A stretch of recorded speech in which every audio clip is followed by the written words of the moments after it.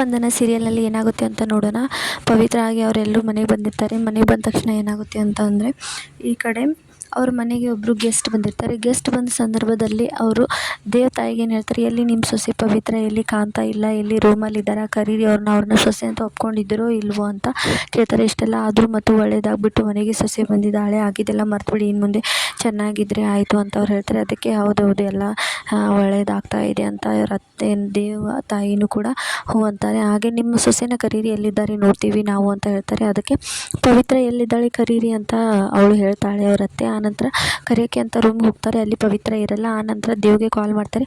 ಪವಿತ್ರ ಎಲ್ಲಿದ್ದಾಳೆ, ನಿನ್ನ ಜೊತೆಗೆ ಬಂದಿದ್ದಾಳ, ಬೇಗನೆ ಮನೆ ಕರ್ಕೊಂಬ, ಗೆಸ್ಟ್ ಬಂದಿದ್ದಾರೆ, ಪವಿತ್ರನ ನೋಡ್ಬೇಕಂತೆ ಅಂತ ಅವ್ರ ತಾಯಿ ಹೇಳ್ತಾರೆ. ಅದಕ್ಕೆ ಪವಿತ್ರ ನನ್ನ ಜೊತೆಗೆ ಎಲ್ಲಿದ್ದಾರೆ, ಮನೆಯಲ್ಲಿ ರೂಮಲ್ಲಿ ಇರಬೇಕಲ್ವ, ಅಲ್ಲೇ ನೋಡಿ ಅಂತ ದೇವ್ ಹೇಳ್ತಾನೆ. ಆನಂತರ ರೂಮ್ಗೆ ಹೋಗಿ ಲಾಕ್ ಮಾಡಿಬಿಟ್ಟು ಡೋರ್ ತೆಗೆದ್ಬಿಟ್ಟು ನೋಡ್ತಾರೆ. ಅಲ್ಲಿ ಪವಿತ್ರ ಇರಲ್ಲ. ಹಾಗೆ ಅವಳೊಬ್ಳು ನೀನು ಮನೆ ಬಿಟ್ಟು ಹೊರಗಡೆ ಬರಬಾರ್ದು ಅಂತ ಪವಿತ್ರಾಗೆ